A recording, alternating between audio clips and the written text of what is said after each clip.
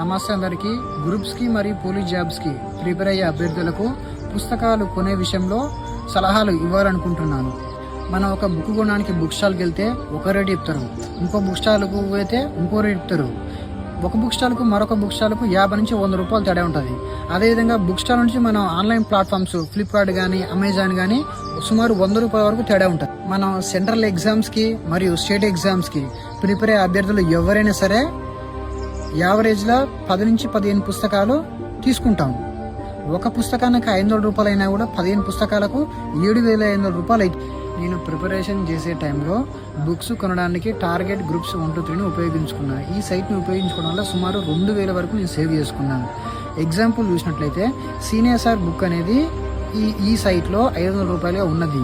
ఇదే బుక్ అమెజాన్లో 699గా ఉన్నది. ఇదే బుక్ ఫ్లిప్కార్ట్లో 593గా ఉన్నది. యావరేజ్లో ఒక బుక్ మీద 100 రూపాయల వరకు డిఫరెన్స్ ఉన్నది. 15 పుస్తకాలకు 1,500 రూపాయలు మళ్ళీ మిగులుతున్నాయి.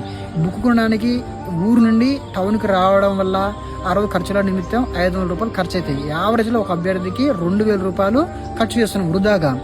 తెలంగాణలో 10 లక్షల మంది నిరుద్యోగులు ఉన్నారనుకోండి, 2,000 రూపాయలు ఒక అభ్యర్థికి ఎంత పెద్ద మొత్తంలో అమౌంట్ అవుతుందో మీరు అంచనా వేసుకోగలరు. ఈ 2,000 రూపాయలని మీరు సేవ్ చేసుకొని ఉపయోగించుకోవచ్చు. ఒక 2,000 గురించి